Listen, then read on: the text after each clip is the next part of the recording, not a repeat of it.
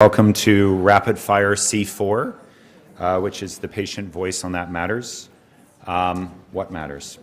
Do want to start by just recognizing that we are on the traditional territories of the Musqueam, Squamish, and Tsleil-Waututh peoples, and just thank you all for being here today to be a part of this very exciting conversation. My name is Dermot Kelly. I'm going to be the moderator.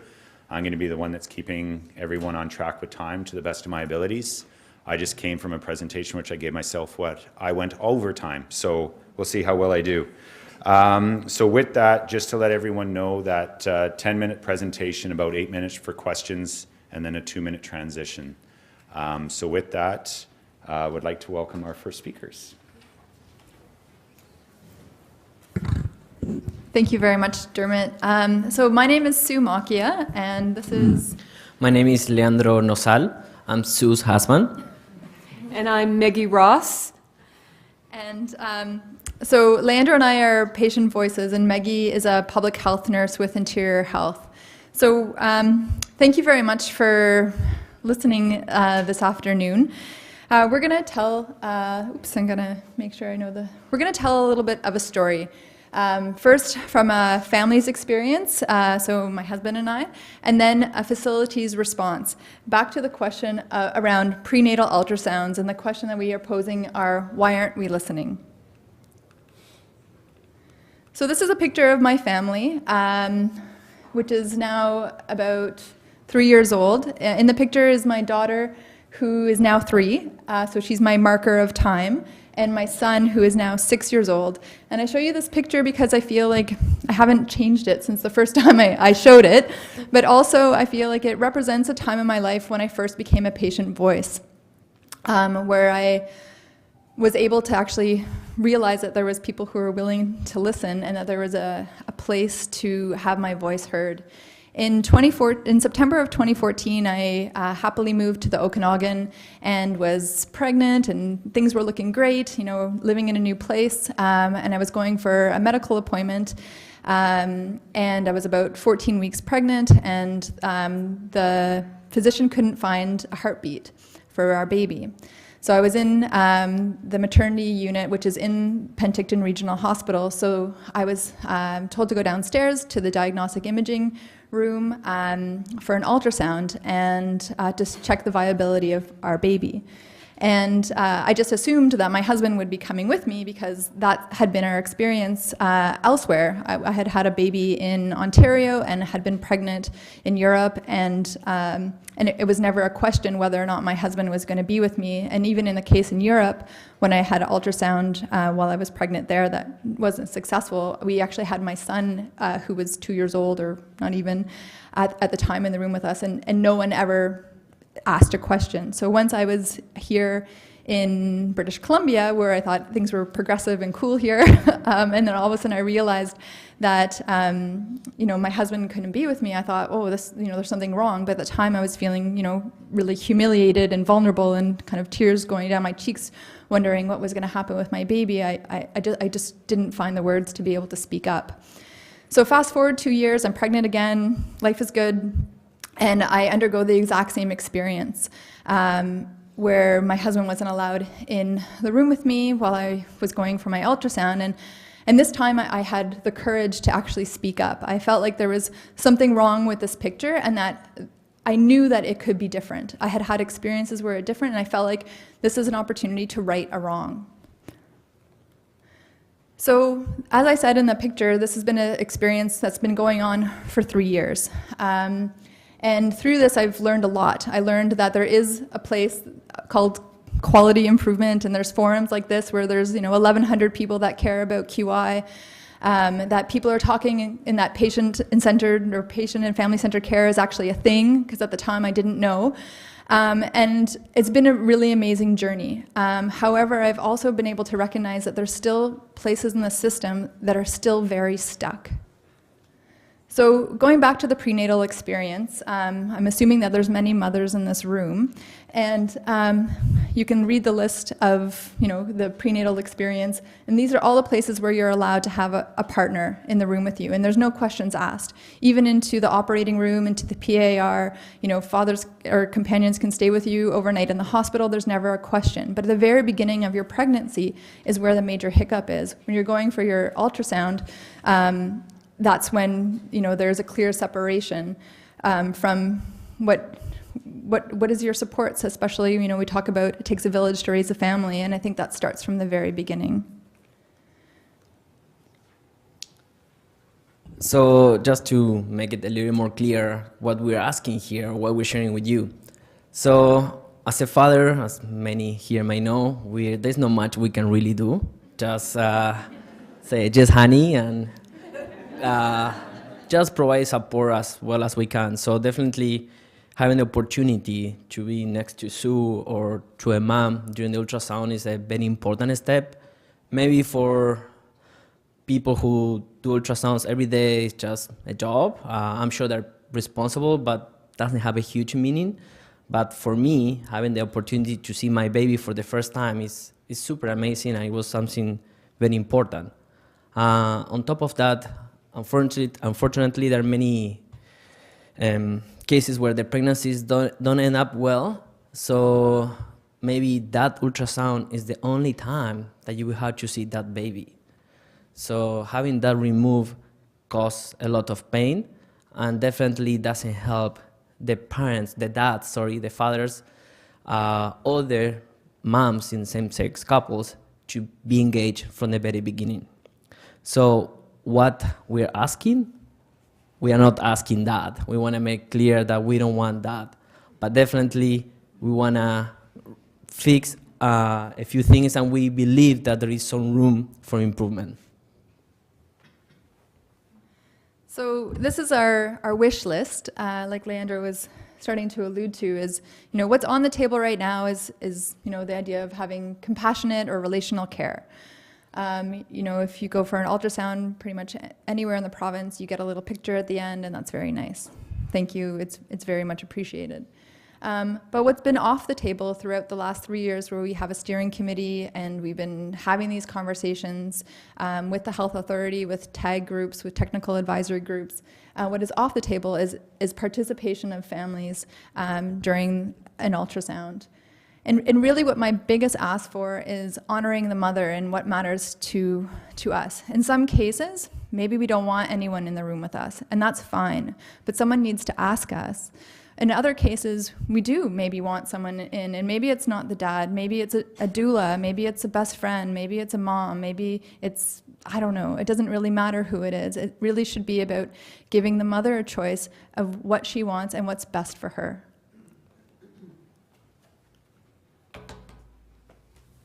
Thank you, Sue and Leandro. I'm a public health nurse, and I've been passionate about family-centered maternity care for many years. And we assume you're at this conference because you care about this as well. Maybe not the maternity aspect of it, but about quality patient-centered care. In which case, you should find their story compelling and maybe a little bit confusing, depending on where you work. Because their story, though, isn't unusual. It's the norm in many places. Across Canada and in our province, there's variations in practice, and in many facilities, families are not allowed to come into the exam, throughout the exam. There's just a show and tell at the end where they're invited in.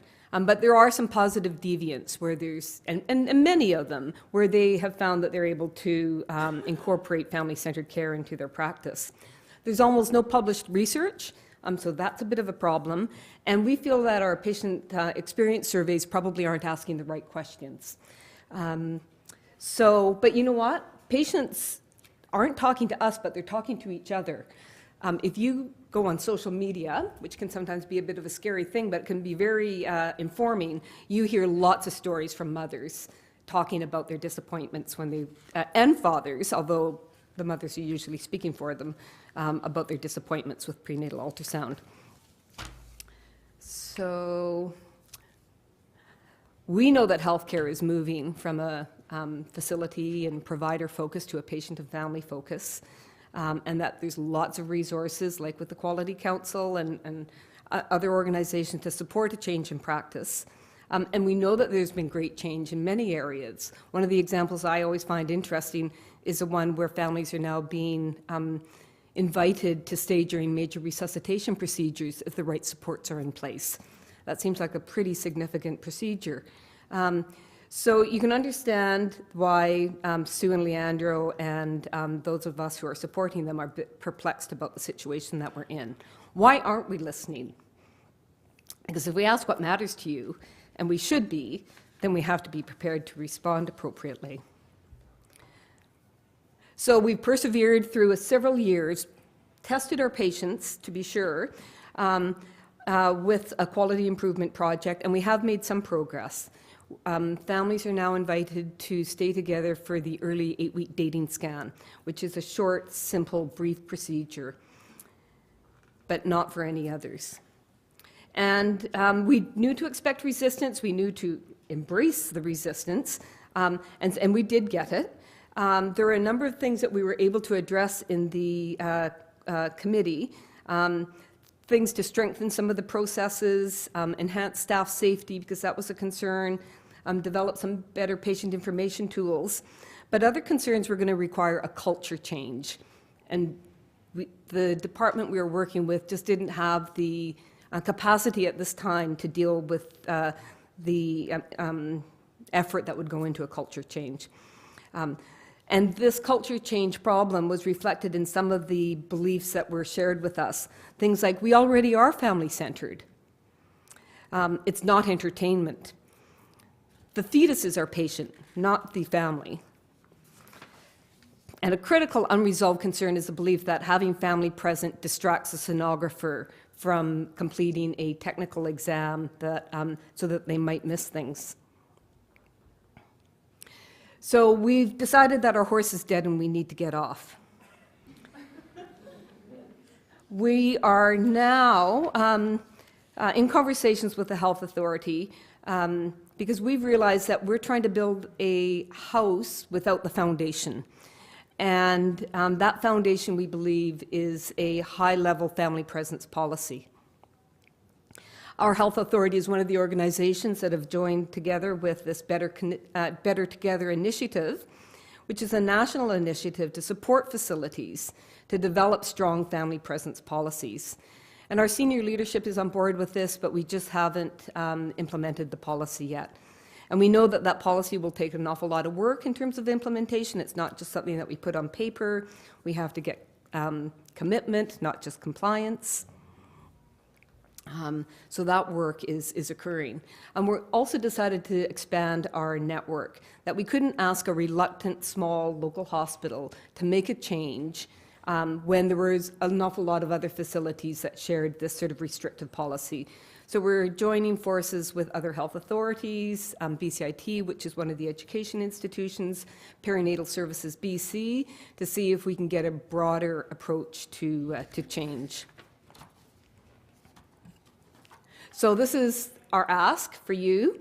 If you are involved in any way with maternity care, quality improvement, diagnostic imaging, senior leadership, is there a way that you can help us provincially to initiate a change in whatever way that you can, so that we can help families like Sue and Leandro experience a better prenatal ultrasound?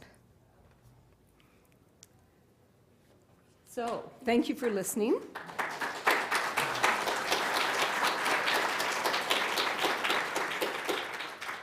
And do we have time for questions? We've got about 5 minutes for questions.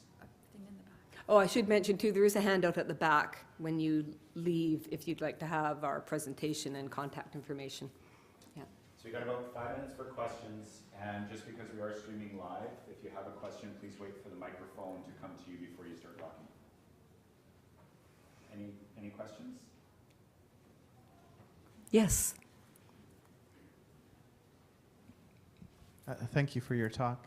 I'm sorry that experience happened to you. I'm an obstetrician in Nelson, and as far as I can tell, we've never not invited families to attend prenatal ultrasound. I can recognize the disconnect between perhaps what the providers feel and what the patients feel, and that's a challenge. And I think, I've come to realize to some extent that one has to find a mutual ground where you can agree on something in order to start. And perhaps the challenge has been trying to agree on what the things you agree on, that it is a medical test.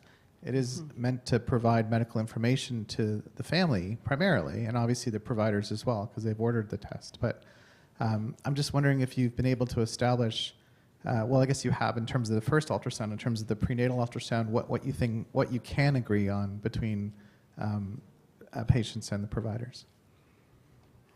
Yeah, I just wanted to make a comment too. So throughout this process, some of the achievements we've been able to have is that, you're allowed to have now a companion during your first ultrasound.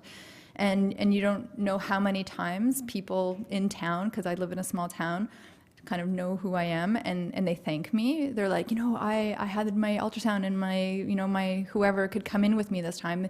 Thanks so much for the work you're doing. The other thing that was changed kind of previous to any, I guess, real steering committee work is Interior Health was revising their diagnostic imaging policies, which included ultrasound. But I felt like it missed the point, because it said that you're allowed to have a companion in the room if you are disabled, if you need a translator, or if you're deemed to have high anxiety. And I guess my argument on that is, how do you know if someone has high, medium, or low anxiety, and why do you have to disclose that for that type of procedure? And my other point too is that 1 in 4 women have had sexual abuse throughout their life. And when you're in a dark room with a stranger, often needing a vaginal probe, and then they invite, another tech in, you're super vulnerable in that position. So maybe you went in to that ultrasound experience with 0 anxiety, let's say on that spectrum, and then you left being triggered, and now you have high anxiety, and all of that is contributing to the rest of your pregnancy. So I just think that there is, a disconnect, and I just think that we need to think also about that human element. The fact that it is allowed other places makes me think that it's not that far off of an ask in terms of the technicalities. When I had a C-section, my husband was there. He saw the layers of my fat, and that's there's, it's true. And there's a potential to have 3 patients all of a sudden in that circumstance, or in the PAR. Now you can have your baby and your partner with you, and I just feel like this is one of the final frontiers maybe when it comes to prenatal care. Raz, you asked a question, but can I ask you, do you think that there's anything that, should we have approached this differently? Do you have any suggestions? You asked about common ground or common goals, and I don't know whether we actually, as a committee, if we were honest with each other, had a common goal. I don't know. I mean, I was informed by my colleague, Dr. Hamilton, here that, in fact, we're an outlier. And it never occurred to me in the last 15 years that patients wouldn't have their partners in the ultrasound. It's certainly my experience where I trained in Toronto. But again, I've come to realize that trying to find something that opposing parties can agree with is where you need to start, right? I'd like to think my ultrasound and my obstetrical colleagues in Penticton and elsewhere have very legitimate, or at least believe they have very legitimate, rational, safe, important reasons. And I can appreciate your reasons are just as legitimate and safe and important. And so somewhere in there, like I said, there has to be something. Now, I can appreciate you guys were trying to develop a process, a policy for the entire IH. And that I can imagine is challenging, as opposed to our little hospital in the Kootenays where we just said, make it so. Yeah.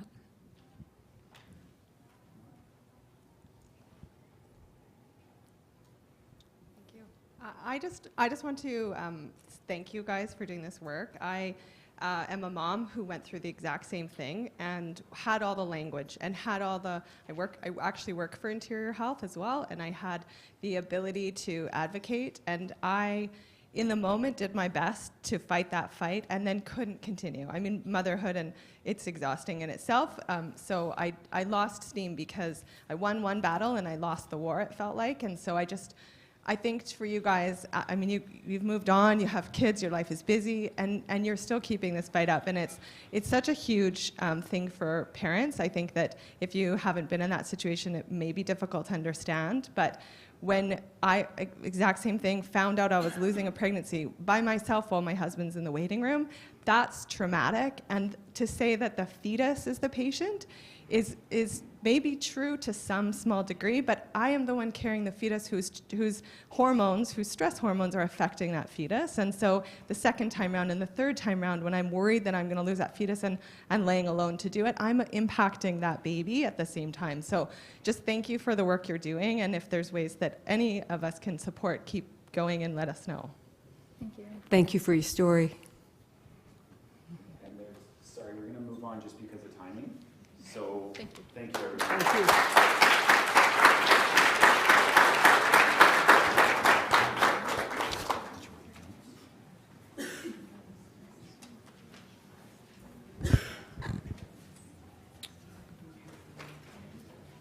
I'm assuming, is there a slide deck? So we're going to move on to presentation number 2, which is patient journey mapping, a valuable tool for quality improvement projects.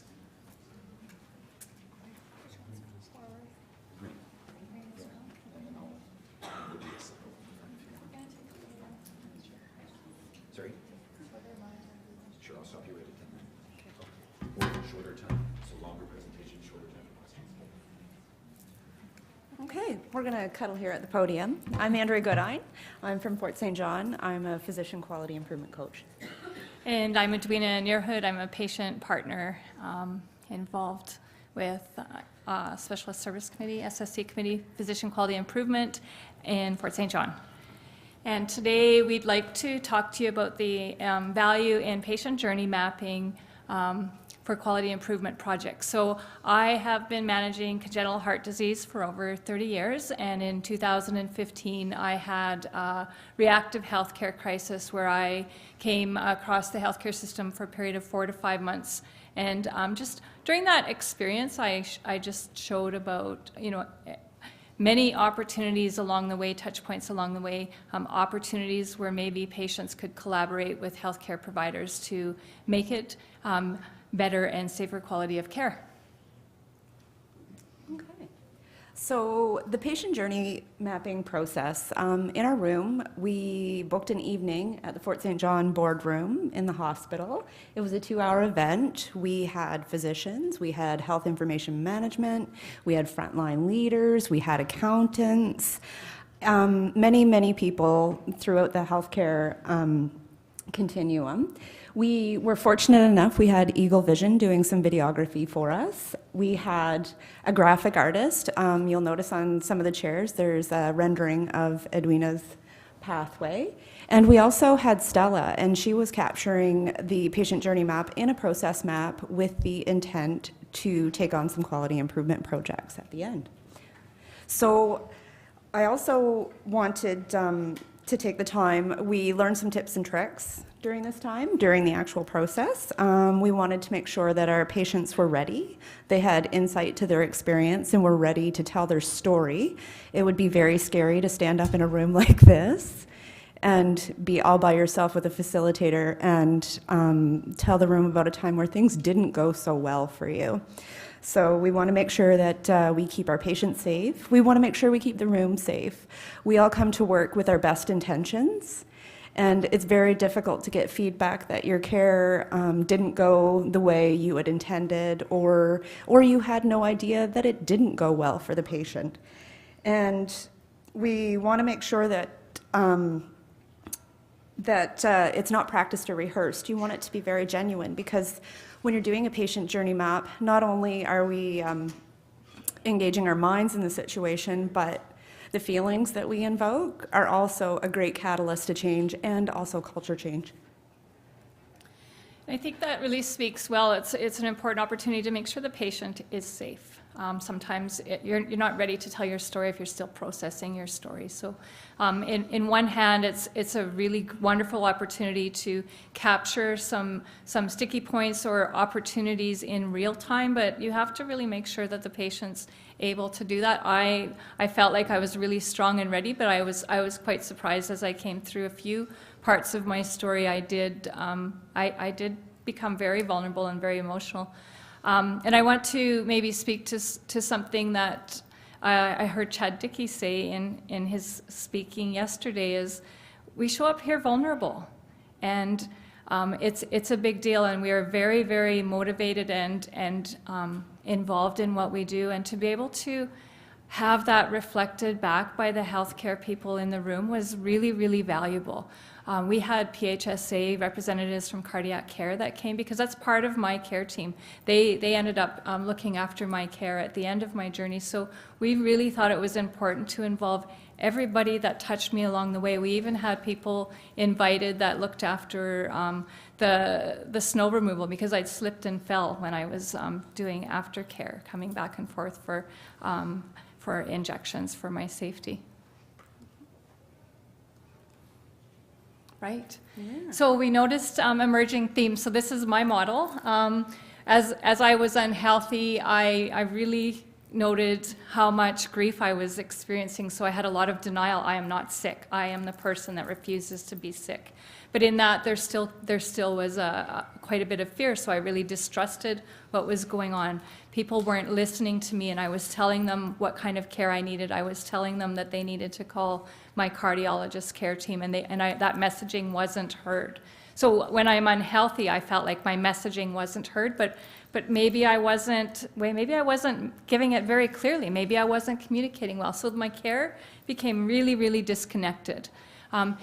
As I just put my foot down and said I want to get better, things started to shift. So I started to get more people. I started to bring more people in, and we had some teamwork. We had people helping me get the care I needed. I built great community and wellness. So I used outside alternative healing methods. I used yoga, mindfulness, meditation, and just kind of married that up with the traditional care I was receiving. I became really resilient, and at that point, I started to become healthy, and we had a long-term care plan, and eventually came down to St. Paul's for a cardioversion because I was in AFib, which caused quite a bit of problems. All right, and so we had some emerging health systems themes come out. Anybody who works in healthcare knows that the systems are very complex, and sometimes we have difficulty managing and navigating within them ourselves. So that became very apparent. I used an acronym, my apologies. EMR is an electronic medical record, and sometimes they don't always do what we need them to do. There was a lack of communication. It was very, very apparent and very clear that our patient didn't feel they were being heard, but it was also clear that the right health professionals weren't communicating with each other as well, and that's how that care got fragmented. And then we have our policy and historical practices. I don't know how many times over the last 15, 20 years I've heard, we've always done it this way. And we run up against that wall, and that was very apparent in our themes as well. This is the good news slide. So out of all of this work, so my journey, like I said, it was about a 5 or a 6 month period where I was in quite a dangerous healthcare crisis. And out of that, when I started to put my feet forward and do about it, I was raised, you're not allowed to complain if you don't want to do something to change it. So I became involved in the Patient Voices Network, and that kind of gave me an opportunity to join the Specialist Service Committee, and we created, I was invited to become involved in the Northern Race Project, which was from the it was a connected medicine project from the Canadian Foundation for Healthcare Improvement, which gave our local general GPs access to specialist care from Monday to Friday, 9 till 4:30. So they would be able to just touch base on a quick consult, whether it be like a medication review or a consult. So out of that, the hope was to avoid some reactive care crisis, and also to maybe mitigate need for consults, and we have a long wait list for consults. So we were involved in the project to get this on board and to promote it across the province. And now we're now still reviewing it. It's still being under review and maybe considering a province-wide alternative. Also very important with the diagnostic and imaging. One of my experiences was we found that the booking clerks were triaging urgency. And I remember showing up one day with a very urgent request to do a CT scan, and the triage clerk said, no, you'll have to wait 4 months. And I said, well, you're not allowed to tell me that. And she said, well, you'll have to wait 4 months. If you want to go down an hour down the road, you can maybe see somebody there. So we talked about processes, and we managed to, they reviewed the processes and stopped that from happening. And we also changed and educated the physicians on timing of when they put in the lab request, because everybody marked off urgent, because at that point people were waiting 4 months for urgent requests. So that was a really big win, and yes, a little voice can make a big difference. We also were invited on the PQI Summit to give the opening address right before Don Berwick. So as Don Berwick says, patient-centeredness, listen to our patient partners. We want a relationship, but it's not yet present. So there's a lot that can be done. We've probably done, there's lots of hallway consults that happen, and lots of ideas when we show up at meetings, and suggestions that are, we're gaining capacity and building relationships with our healthcare professionals to accept that listening to the patient voice. So we're growing that capacity beyond tokenism. Oh, I guess our big project out of this, we did create a short feature film. We have 2 films. We have a short feature film that turned into 15 minutes, but just to give a rough overview of the story and shows the value added in quality improvement. And then we have an extended education tool that really shows how complex it is for a complex care chronic disease patient to manage the system when things aren't going well. So it also shows what we do right, because I'm a success. I have the pathways, I have the resiliency, and I can say my success is built on the relationships that I have with my care team. So our next steps. We would really like to engage with more physicians to patient journey map in real time according to patient readiness, recognizing once again that we need to keep our patients safe. We want to share our short videography as an introduction to what a patient journey map can do and using it as a QI tool. We want to encourage our patients to become partners. We want to invite them in. We want them to help us transform our system. They need to be part of our team. QI is a team sport. And we also want to share our themes with our local providers and make changes at a local level, which is happening. Okay. This work was supported by the PQI program, a Specialized Services Committee initiative. And we also wanted you to recognize we have our t-shirts on. We have a hashtag PQI Dream Team. Share your photos, tag us in them here at the forum. We would love to see them. I hope it came off and it is apparent that Edwina and I are into making relationships, building trust, and really passionate about quality improvement. And we will just keep watch for us on Twitter, and if it's possible, we'll post the short version of the shortened version of the film for you to be able to see what that looks like. But we're just still looking for the right platform and the process within the health authority. So this is where we get the patient input on how they want to proceed with this. So that's the place that we're at right now. So stay tuned, and thank everybody. Thank you very much for your time.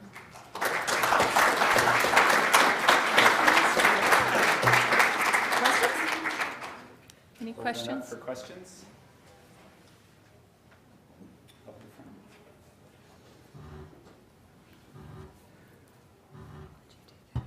Hello, I'm Don from the Okanagan. Is the video available on YouTube, or have you made a conscious decision not to put it on that platform yet?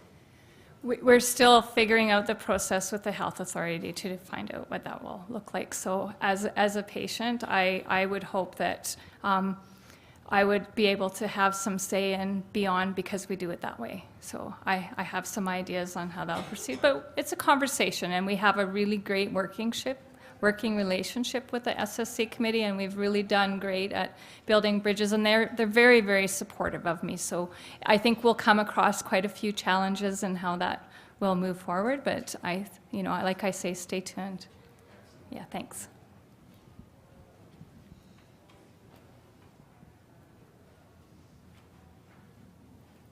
Any other questions? Well, thank you. Thank you.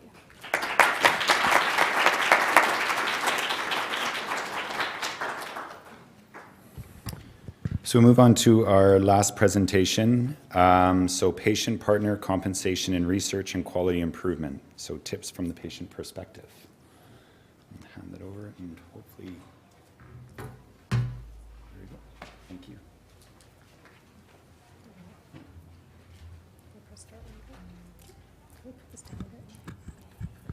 We're both short. Good afternoon, everyone. My name is Kimberly Strain, and beside me is Isabel Jordan. Since 2012, I've been a patient partner in a number of initiatives, including committees, a patient research partner, a member of Patient Voices Network, and along with Isabel, a co-author of the Patients Included Charters. And I'm a parent of 2 kids. My oldest is a teen with a rare disease. I've partnered on a variety of different research projects. I volunteer with the Patient Voices Network, and I'm board chair of the Rare Disease Foundation. But I think it's important to note that the work that we're talking about here, we didn't do as a representative of any of the organizations we've talked about. Rather, it's work that represents the collective experiences we've had as patient partners. And this is defined patient partner as somebody who accesses and has direct experience in the health system, or their caregivers, and caregivers being family or friends that helps them out. We'll be presenting a perspective on the patient partner compensation in research and quality improvement, and this is a paper that we co-authored with Don Richards and Zal Press, and it was recently published. You'll see a link to it in the footnotes of all the slides. Before we get going, as Dermot did already, I'd just like to acknowledge that we feel very privileged to give this presentation on the traditional unceded territory of the Musqueam, Squamish, and Tsleil-Waututh nations. Disclosures relevant to this discussion. Both Isabel and myself have received honoraria and gift cards from non-commercial organizations. Our roadmap for today. We'll talk about why compensation is important and how to have the conversation, all from the patient perspective. So I'm quite excited, we're both quite excited to see that we have a big variety of people here. I know that as well as patient partners, we have folks from quality improvement, we have people in leadership positions here, as well as clinicians. So as we go through this talk, I'd like you to think about where you are on this road. I'd like you to think about, do you know where this road of patient compensation leads? Do you know where it's come from? Where you'd like it to go? Are you somewhere in the trees and actually looking for the road? Or would you like to turn around and just forget it all happened and just go back where you came from? Oh, wait, there's more. Flip the page. Look at that. At the end, we'll check back in and see if what we've talked about has given you some guideposts along the way. But before that, Kimberly will start with giving you some context. Compensation in patient engagement is an emerging area with limited guidance. Patient engagement traditionally has been done on a volunteer basis. Because of this, organizations are unprepared for the discussion around compensation, since the appropriate resources, budget, and policies have yet to be developed. One of the challenges for both healthcare partners and patient partners is how to determine the worth of someone's lived expertise.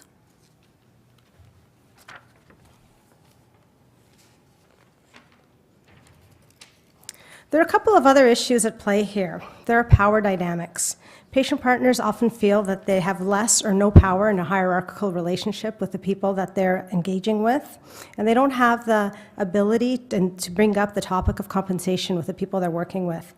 As well, there's patients that feel that they're fine with doing things as a volunteer and actually don't wish to be paid. As experienced patient partners, we wanted to create something that was purely from the perspective of patients and caregivers around the why and the how of compensation. In our view, having this conversation and providing options is absolutely essential. So what do we mean when we use the word compensation? I had an experience where a healthcare partner said to me, "We pay our patient partners, we pay for their mileage."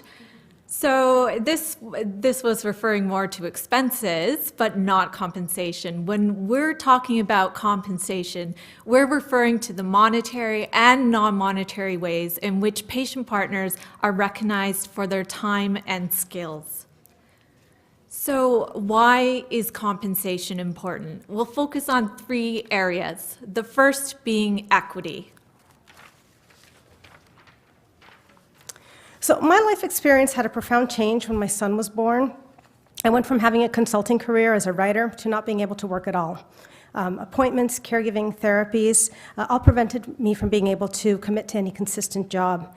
I went years without participating in the workforce, putting me at a real disadvantage in any kind of work situation.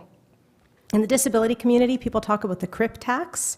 That's the cost of being disabled or chronically ill, the costs of accessibility devices that aren't covered, accommodations, medical foods, the list goes on.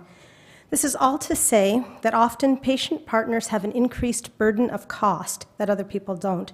And this comes with an expectation in these engagement opportunities to work at a reduced rate.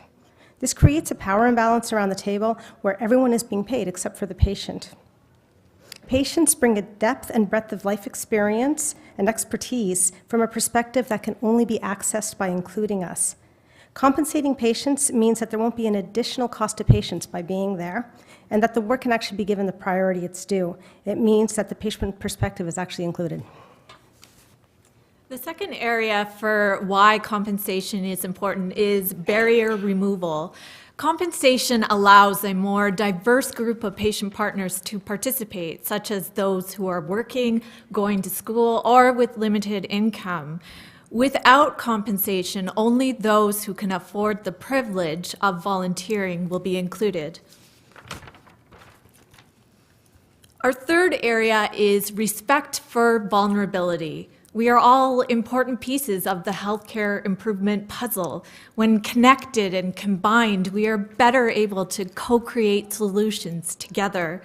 As someone who lives with a number of illnesses, I am an important piece of that puzzle. Not only do I see things in the healthcare system that no one else can see, that is working inside of it, no one else knows what it's like to live inside my body 24/7 except for me. This unique type of expertise that patients bring to the table is something we like to call our PhD in lived experience. It adds value to projects, but it also comes with a certain amount of vulnerability, since patients are often sharing very personal and even traumatic experiences. Compensation is one way to recognize and respect this value. One note before we dive into how to have the conversation, I think the graphic speaks for itself. You need to budget for it from the beginning of your project, otherwise it won't happen.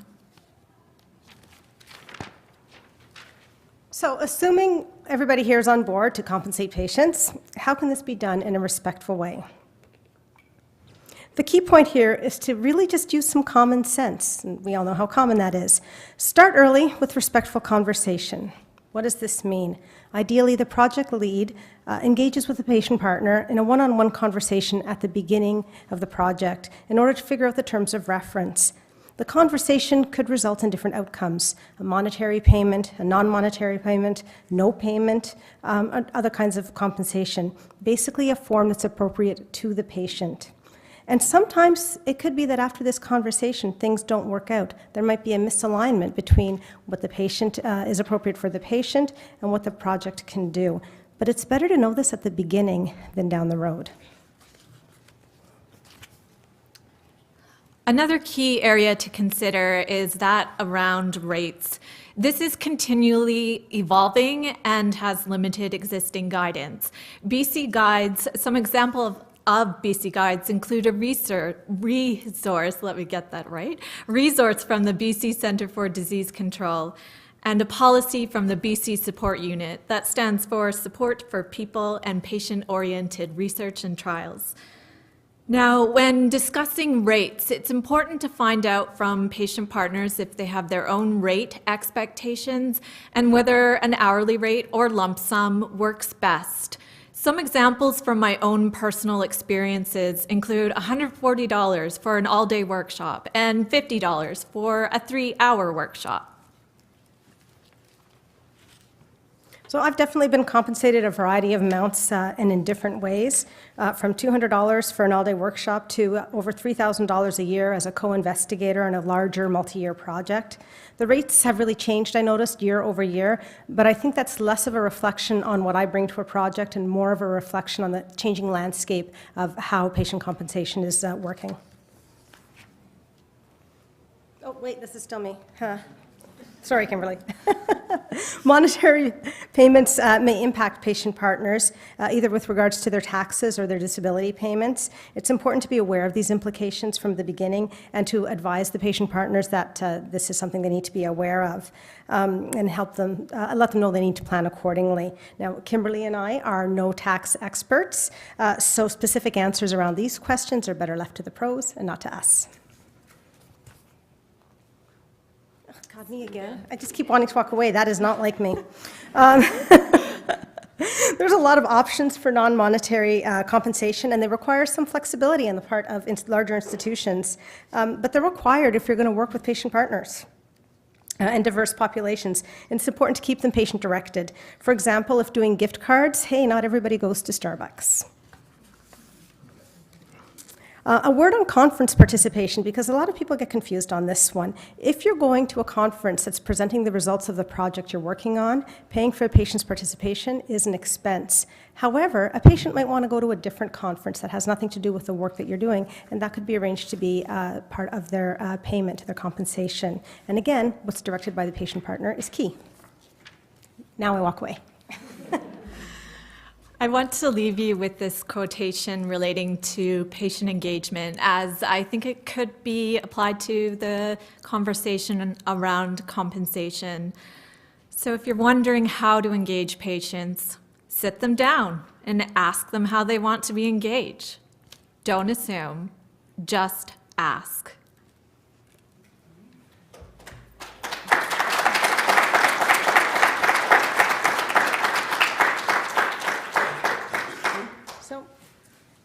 Instead of just putting questions out, we'd like to do something a little different, if that's okay? All right. I'm just going to take over. So we're back on our road slide, and we're a little curious about where you are in this patient compensation journey. So what I'd like to try, or we'd like to try, is can you turn to the person next to you and talk about what questions you might have brought with you, or what questions you have after seeing this, and maybe we'll check in with you. How much time do we have? Another 10 minutes. Sorry. Outside voice. Give them a minute, 2 minutes? 2 minutes to talk to the person next to you, get to know your neighbor, and then we'll check in again with you.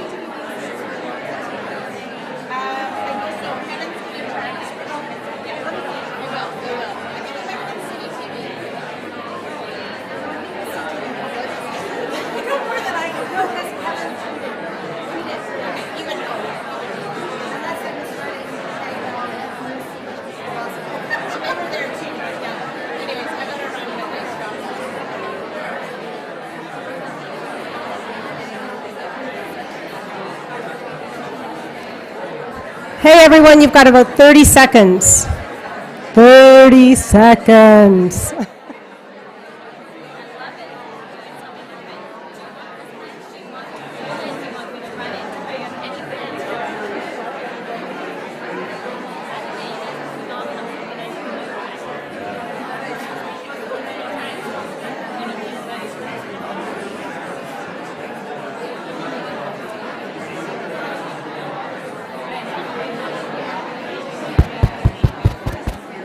Can we flick the lights?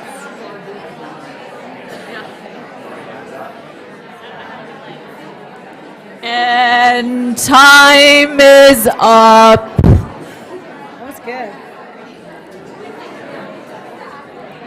Looks like Is there. everybody- Time is up. Thank you very much. Okay, thank you. All right, so that looked like a very lively conversation. Thank you. So I'd love to hear back what questions you had from one another. Oh, there's a first hand one up over there.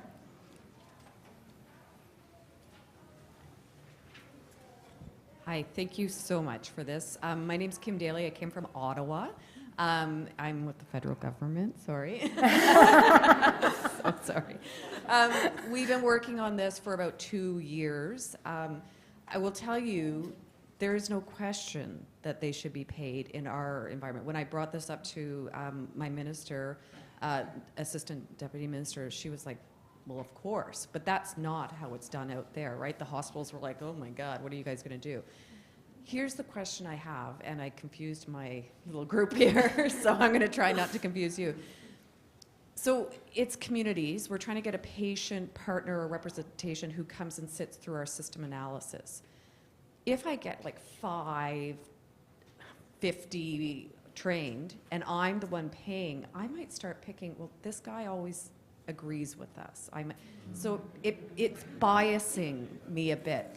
So we're trying to find a workaround, which I think the hospitals need to do, the health authorities need to do, where it's funded through the province or the federal as its own entity, as your own, like the nurses have their own association, you would have your own association, so that you don't become, so I don't just start picking out, cherry picking, oh, he's always the one who says yes, or it's you're always available, or you're, because we will only get diversity if we allow that. So we are working on that. I'll fill you in if we get that. We have a lot more flexibility with the government to do that, to say we will contract this outside of us. But we recognize right away that we start to be the funder, and then we start to have this relationship where we want honesty. Where did we go wrong? That's the only way we're going to learn this. And so our population especially, we need to pay them because we don't have that knowledge internally. I don't have that knowledge of what it is to be First Nations living in remote and isolated. So we want to do that, but we also want to hear the truth without being, well, maybe they won't call me next time because I gave them what they didn't want to hear. Do you want to say anything about that? You have to have the answer. So I think there's always this danger of patients becoming institutionalized, you know, if they're too long in a system and being paid by a system. And I think one of the guards against that is to continually bring in new people, because the new people are going to be the ones that are having fresh eyes on it, in my opinion. I don't know if that's the answer, but that's my belief anyway. And that whole arm's length funding thing I think is also really important, just in general, but a lot of things. I was going to say, I think if you get stuck in that rut of thinking, oh, I'm always going to have the yes person, I think you have to think about when you're planning your patient engagement, being very deliberate about making diversity a priority and creating the environment where patients feel that they can be honest. Because as we mentioned, there's a huge power dynamic that's at the table. And you know, I've even experienced it being on like a long-term committee where, you know, I have the relationships and there are moments where I don't feel okay speaking up. And that's me being an experienced patient. So I think a lot of it is being very deliberate in what you're planning and really thinking it through and doing all of that work ahead of time, but also having that ongoing communication and looking at what is going. Like, do you always pick Susie? Is Susie at every single opportunity? Is that what you want? Maybe it is. I don't know. I'm not the one doing the engagement. I would hope not. But just being really deliberate and thoughtful about what you're doing. If I could add one thing, it's that it takes time and it is expensive to curate safety for patients. And curating safety means having many different people who can disagree. And often on committees, it'll be like 3 policymakers and 6 clinicians and 1 or 2 patients. And everybody else is an other to the patient.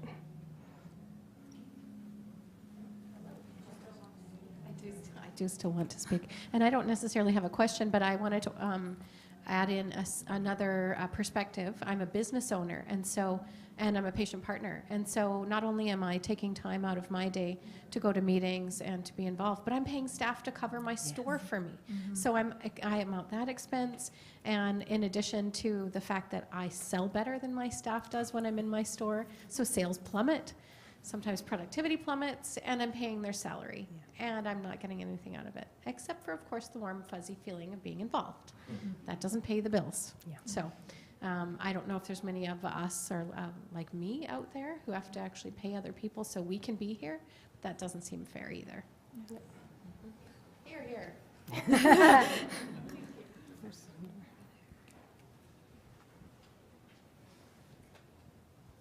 So I actually had a similar question.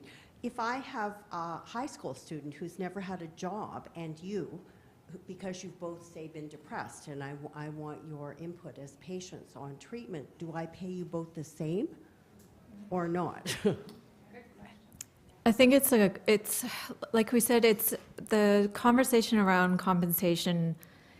You need to have the discussion with the patient partner and find out what is working best for that particular person, because what I might want might not be what Isabel wants.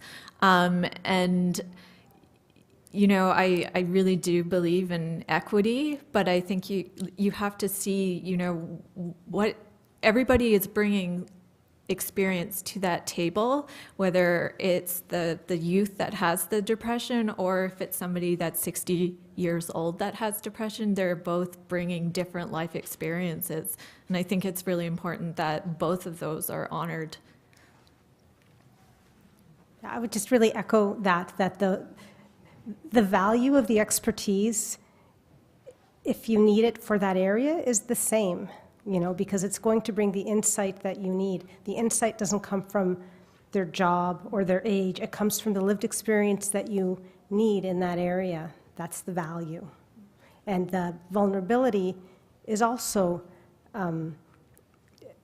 could be the same for them. I mean, you don't know, it's different for each person and each different experience. And I agree with that, but if somebody, for example, the business owner is, in order to come, is paying somebody and her sales are dropping, well, I don't know. Do you still pay them the same? At which level, I guess, is the question. I think again, when you have the discussion, you need to find out, maybe this person has their own rate expectations. So if she's running a business and in order for her to cover her costs, you and her have this discussion about my rate is X amount, and through that discussion you realize you can't afford to pay her. You've had that discussion and the expectations are clear as to what your budget is and what you're able to do. So it's really important that you find out this from the beginning, not as, you know, when you're 10 months down the road and go, oh, what should we pay you? I can't afford you. So have that discussion, find out, do you have your rate expectations? This is what we're working with. So thank you. Thank you all.